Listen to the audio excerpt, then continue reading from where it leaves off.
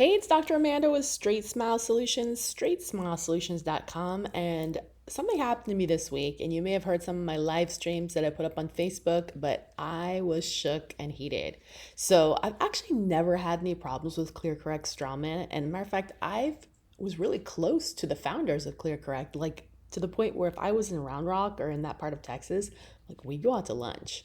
And I've taken like a personal tour of their old plant, and like we were on first names basis, like we could text each other and stuff. So somehow in there, ClearCorrect sold to Straumann, and we all had hopes it would become a slightly better, more organized company because the Swiss are pretty efficient.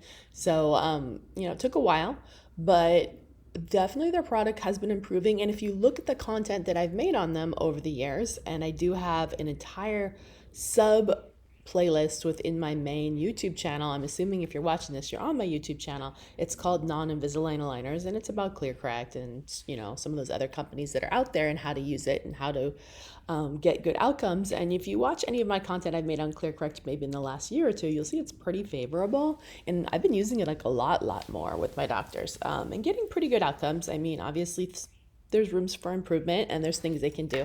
But anyways, I was super hopeful. So obviously, I followed them on LinkedIn. I had seen that they had posted they were doing a 3-part series. It was on Wednesdays this month about using ClearCorrect on interceptive or mixed dentition cases. And I was like, hot dog, this is awesome. This is totally up my alley. My favorite type of ortho is mixed dentition ortho in kids. I think it's super important, I love Invisalign because they have that product, but ClearCorrect has a slightly different trim line, and I think it's actually more favorable, in my opinion, and I've always said this, to mixed dentition cases. So I was just kind of waiting for them to actually expand that brand and make it a thing, like ClearCorrect first, Invisalign first. How can we integrate different other appliances in it? So when I found out we were having this 3-part, session that was actually free with CE, I'm like, hot dog, I'm going to sign up. Super psyched. So I go to the first one. It was this past Wednesday, a couple days ago. It's all good. I mean, unfortunately, there was a bazillion technical difficulties, which to me is super unprofessional. I just have to say, I do so many webinars. You got to practice first. I mean, sometimes it's the dashboard, sometimes it's the moderator, sometimes it's usually the presenter who's just not quite technically savvy, but that's just a little unprofessional. But I didn't say anything, okay? I was hanging in there. But the guy's just command of the English language was just so poor. He just wasn't explaining things well. But I knew exactly what he was saying. So this is basically some etiquette. When you're in a CE class, basic etiquette, right? You're going to have your Q&A. That's where you ask questions that you want to ask. Then you have the chat. If the chat is open, it's always fair game for people to chat. People chat because they know somebody. People chat because they want to get to know somebody. People chat because they, hey, I tried this. Have you seen this? Or I've got this. People chat, okay? Now, you cannot be an asshole in the chat. No, I wasn't an asshole in the chat. I was just like, hey, I've got this myoform. Hey, I think he's trying to say this. Basically, I was trying to help the presenter, who was quite subpar just because of a variety of different reasons. Just wasn't getting the point home, and he wasn't wrong. That's the thing. So I was like, something came up, someone had a myo and ENT question. I'm like, hey, yeah, do this and that. Hey, I actually have a cool form. If you want it, I'll give it to you. Dude, I usually sell my form. So if I'm offering to give you a form, you should be like, thanks. So anyways, I'm in the chat. I'm super interactive, and you want people to be interactive in your webinar. Be happy people are interactive and enjoying your webinar.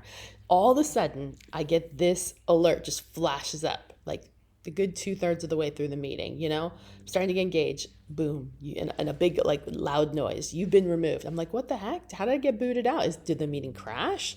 And then I go talk to some of the other people I know who are on it. No, we're good. I'm like, okay. Then I get this email saying your participation been canceled and you've been removed from the rest of the webinars series. And I'm without any explanation, anything, not any like, you know what? Oops, we made a mistake.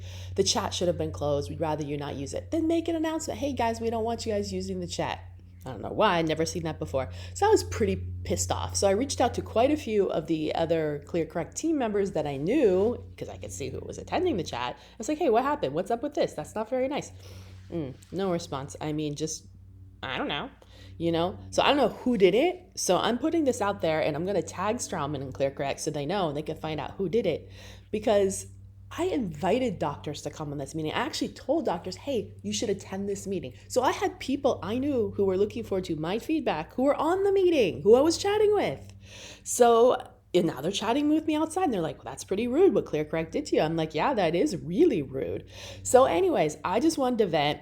And again, I'm letting ClearCorrect know they're on notice with me.